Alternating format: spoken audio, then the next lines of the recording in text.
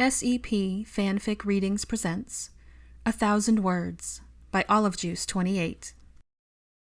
Chapter 46. Acting Out. Number 12 was once again the scene of a loud and boisterous gathering, this time in the form of a game night organized by Hermione and Dean, and hosted, slightly more willingly than the New Year's party had been, by Harry. Having been bolstered by the success of the previous soiree, the boy who lived decided it wasn't too terribly awful to have his godfather's house filled to the brim with music, food, and happy guests, although he did insist that everyone would have to clear out earlier than last time. The group would be slightly smaller, but still included all 10 of the 8th years: Harry, Ginny, Ron, Katie, Pansy, Blaze, Seamus, George, and to everyone's surprise and mild displeasure, Cormac McLaggen. Apparently, Ron had been telling Katie about the upcoming get-together while visiting her at the cafe, and Cormac had overheard and basically invited himself. The youngest Weasley son, who had never been very good at deflecting, blurted out the specifics when cornered and then immediately ran off to find Harry and apologized profusely for his blunder, offering to put the pompous git in a full body bind the second he arrived, which Harry told him would not be necessary. Secretly, the black-haired wizard was pretty sure his other best friend wouldn't think twice about hexing the gatecrasher if he got out of line, so he wasn't too worried about it. Hermione and Dean had gotten together a few days before the party to pick a game and figured out the best way to introduce it to such a big group. They chose charades, which would be easy to include everyone in for the entirety of the game, and tweaked a couple of the rules to make it more interesting. Similar to the Pictionary game that started the weekly tradition, they kept the majority of the clues relating to the magical world, decided to toss in roughly 24 Muggle words that they were positive most of the players would be familiar with, especially those they shared a room with. As was the case the last time, every flat surface on the main floor of number 12 was covered with platters of food. Creature had gleefully banished his master from the kitchen for 2 days in preparation for the event, and only appeared to deliver meals or to quickly visit Roy, who he whispered what Hermione could only assume to be his extensive menu, before disappearing to the lowest level once more. The proud elf would once again be running interference with the obnoxious portrait of his former mistress, and had settled himself in a comfortable chair with an arsenal of snacks, just like the last time. The Floo continuously coughed out guests as the hour approached, and in no time the drawing room was filled with raucous laughter, animated gestures, and a general atmosphere of fun and happy energy. After letting everyone mingle and eat for a while, Dean eventually stepped up on a low ottoman and hollered for the all eyes to turn to him. "Greetings, you lot!" He cheered at the group before him and clapped his hands together. "Got a fun game planned for tonight, that some of you might be familiar with, although Hermione and I have thrown in a few twists to make it more fun as we go." He gave an exaggerated wink, and his housemates cheered, knowing whatever their fearless game night leaders had come up with would be sure to please. "First things first," Dean continued. "We need to break up into teams. There's 19 of us here, so we'll do 4 teams, 3 with 5 members and 1 with 4. He directed this statement to Hermione, who had a small bag in her hand, and nodded in confirmation. She began walking around, instructing everyone to reach in and take a marble, which would be one of 4 colors: red, yellow, green, or blue. Dean had sent bubbles of matching color to each of the 4 corners of the room, so the teams could gather together. Once the bag was empty, the teams were as follows: red, Harry, Anthony, Pansy, Theo, and Katie; yellow, Dean, Hannah, Ron, Padma, and Cormac; green, Ginny, Daphne, Neville, Draco, and George; and blue, Hermione, Blaze, Luna, and Seamus. Hermione waved her wand when the sofas and chairs and ottomans arranged themselves in groups in each of the 4 corners, while Dean set up an oversized timer and scoreboard on the mantel so everyone could clearly see them. On the small end table in the center of the room was a medium-sized cauldron containing folded pieces of parchment, each displaying one of the words to be acted out. Dean explained the rules of the game and suggested they draw straws to see who would go first. Although instead of actual straws, he grabbed 4 licorice wands from the buffet of treats, broke the end off of one, and held them tightly in his fist to hide which one was shortest. The green team pulled the winning wand and took the honor of starting the game. "I've played something like this before," Cormac announced to the room at large, nodding his head in a confident manner. "This should be an easy win for us." He winked at his teammates, most of whom simply ignored him, although Ron shot Hermione a meaningful look and rolled his eyes, causing her to chuckle from her spot across the room. The 2 game planners had decided to set the goal at 50 points, with failed guesses being tossed back into the cauldron.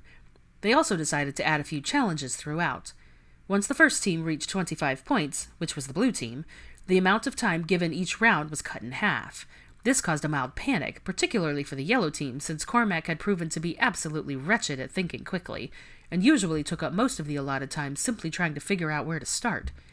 Once a second team reached 25 points, which had been the red team, Dean whipped out several bottles of fire whiskey and announced that any team to guess incorrectly during their turn would have to take shots. George immediately threw his next turn simply so he and his teammates could drink, causing a swift addition to a new rule that intentional losing was not allowed. By the time the green team reached 25 points, a bonus was granted. If your team guessed correctly, the person acting out could grab another clue and try to win another point during the same round. After several hours, the sounds of laughter and good-natured teasing were virtually non-stop, as players in various stages of mild inebriation continued to demonstrate their skills, or lack thereof, in nonverbal communication. Blaze was up next, and as the handsome former Slytherin read the clue on the chosen paper, his brow furrowed and he looked toward his team in confusion. "I don't know what this is," he admitted.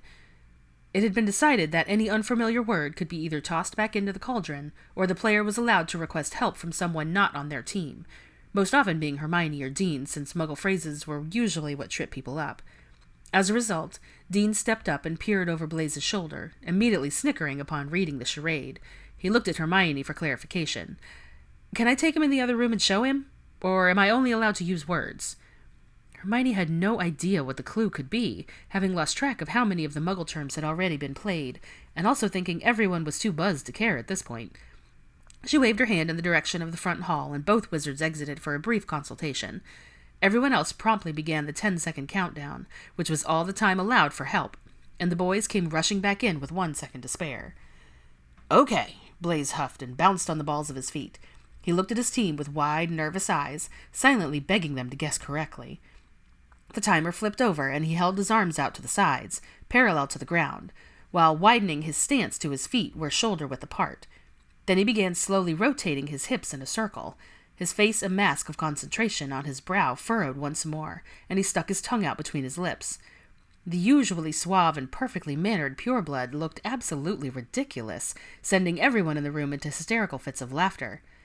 "Is he dancing?" Luna wondered, with her eyes wider than usual. "Must be some sort of mating ritual," guffawed Seamus. "A rumpets or some such." Hermione, who was breathless with giggles, continued to watch her teammates' odd display, while her whiskey-addled brain churned a lot slower than normal. All of a sudden, though, something clicked and she leapt to her feet, her hand shooting into the air like she was answering a question in class. "Hula hoop!" She promptly lost her balance and fell back into her seat with a plop, while Blaze nodded and grinned at her and stopped his slow motion gyrating. "What is a hula hoop?" several of the partiers asked, and their knowledgeable friends explained. "Don't know why anyone would want to do that for fun," Blaze commented as he flopped down on the floor in the corner. "Made me dizzy." "Well, most people don't do it after 3 shots of fire whiskey," Hermione teased. Dean was back in the middle of the floor, pointing at the scoreboard on the mantel. "All right, we're down to the wire. Blue team has 49 points, red and green are tied at 48, and yellow has 32. A groan sounded from the yellow team's corner of the room. "This could be the last round."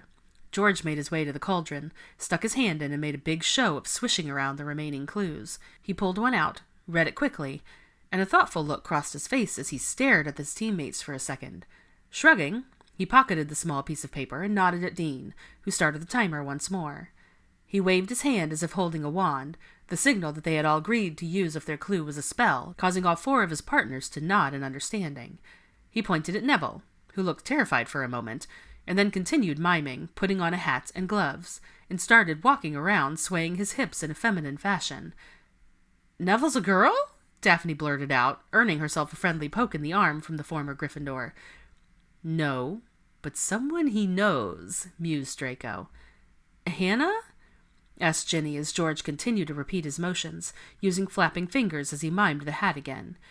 "I don't walk like that," Hannah protested from across the room, setting everyone snickering again. "His Gran!" Ginny gasped, and George nodded, beaming.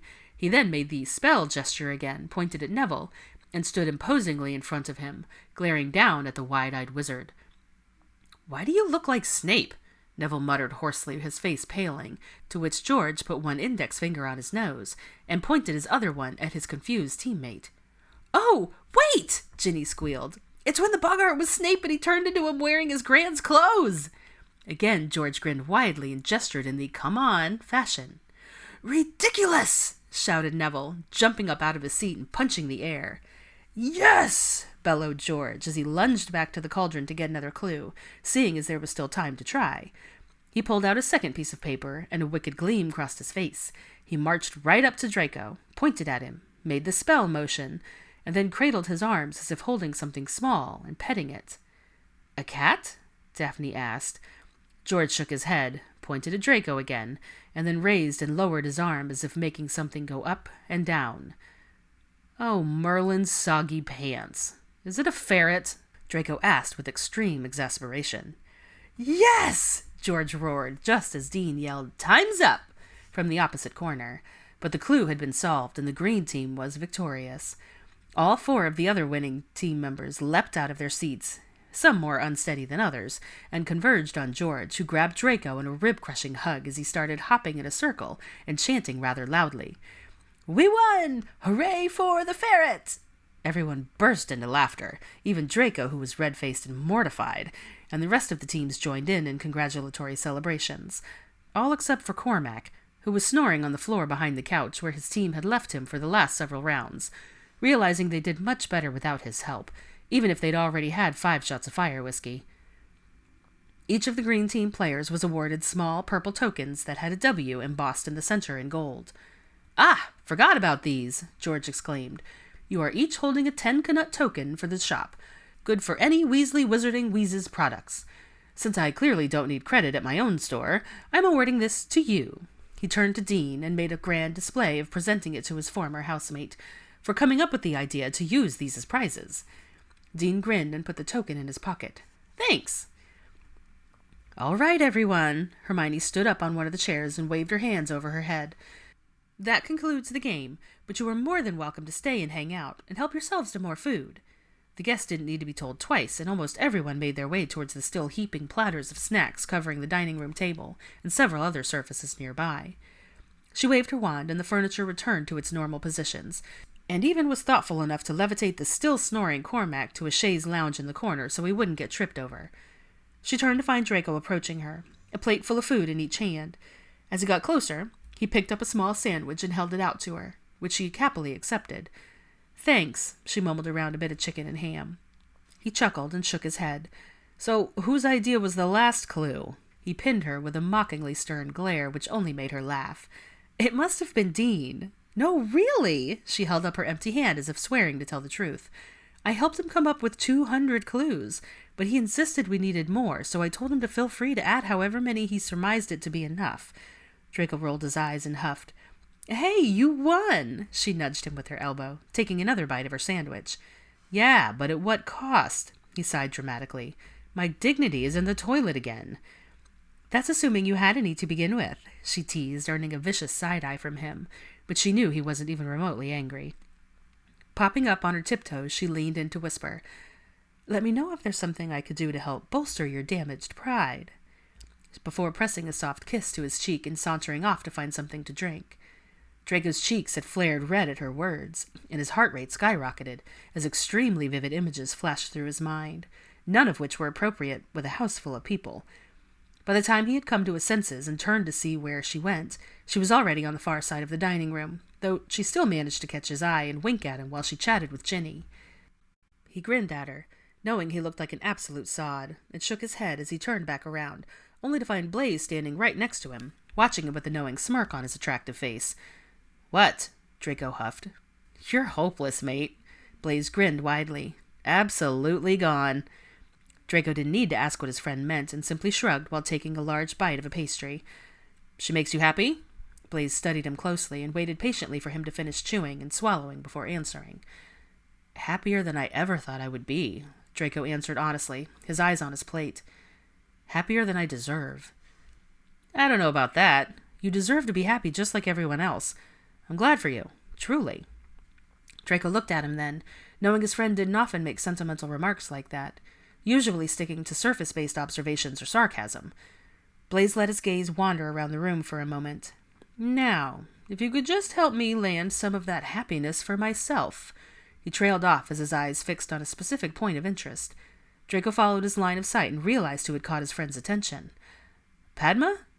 Blaze shrugged, trying to look nonchalant, but having known the wizard most of his life, Draco could tell his former snake was nervous. "Let me introduce you," he offered. Blaze's eyes went wide and he started stammering excuses.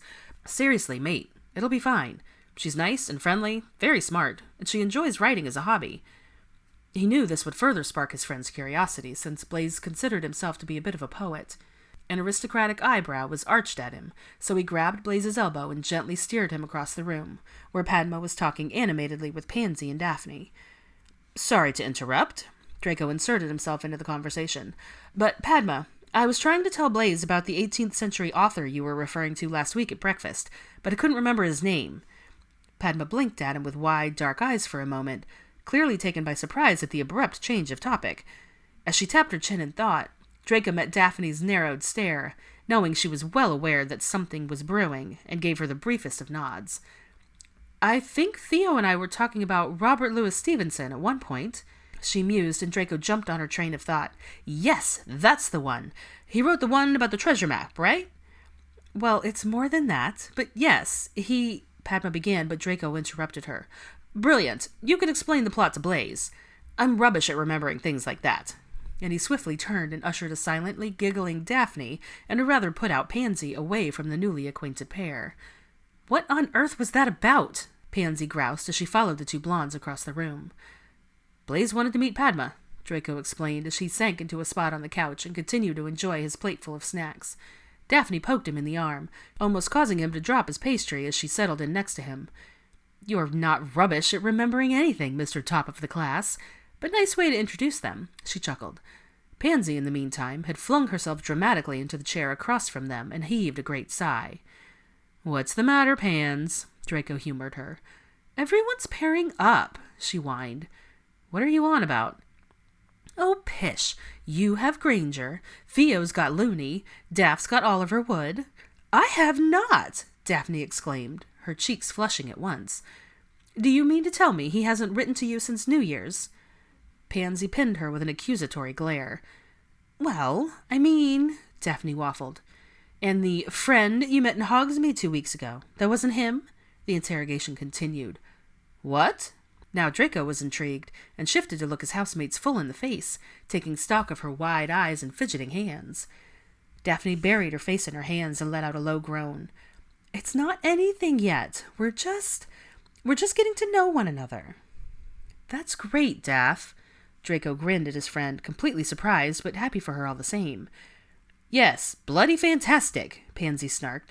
"And now with Blaze setting his sights on her," she jerked her head in the vague direction that they had come from, "I'm the only one without anyone." She crossed her arms and huffed in irritation, scowling at the floor. "Don't worry, Pans, you'll meet someone." Daphne reached across and patted her friend's knee in a comforting gesture. "Yes, we'll make it our mission to keep an eye out for eligible bachelors to introduce you to." Draco wiggled his eyebrows at her, and the pouting brunette couldn't help but quirk a small smile at her longtime friends. She heaved a great theatrical sigh. "Fine, fine. I know it's really not that big of a deal. I just hate being the odd one out." "Well, I'm not sure we can help you there." Draco's tone had become serious and his brows furrowed in contemplation. "What? You just said—" Pansy started to panic, but he cut her off. "I mean, you've always been odd, so—" He trailed off, shrugged, and smirked, and was met with another small pillow being thrown in his face for teasing. "I see having the Gryffindor princess for your girlfriend hasn't improved your manners in the slightest." Pansy sniffed at him. "What in Salazar's name is she good for, then?" "Wouldn't you like to know?" Again, he wiggled his brows suggestively, causing both witches to groan and Pansy to cover her ears in protest. At that moment, the object of his affections happened across the room in his direction. He stood, dusted off his trousers, and made a bit of a show for straightening his shirt and fixing his hair. "What are you doing?" Pansy asked, while Daphne, who was facing the same way as Draco and could see Hermione approaching, knew exactly what had grabbed his attention. "One of the many things my wonderful and extremely talented girlfriend is good at is boosting my ego." He grinned as Hermione stepped right next to him, a quizzical look on her face. He flung his arm around her shoulders and whispered in her ear, "You did say you like to help repair my wounded pride, didn't you?" She shivered as his breath tickled her ear, and a slow smile spread across her face as she looked up at him through her lashes. I suppose I did. Any chance you are available at the moment? My self-esteem is in such a fragile state, you see. He smirked and her cheeks tinged pink. Maybe later, she replied coyly, letting out a low chuckle at his crestfallen expression.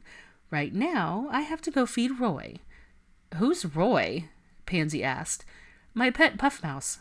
George gave him to me for Christmas, Hermione explained, smiling at Pansy before turning her back to the tall blonde, who still looked rather disappointed.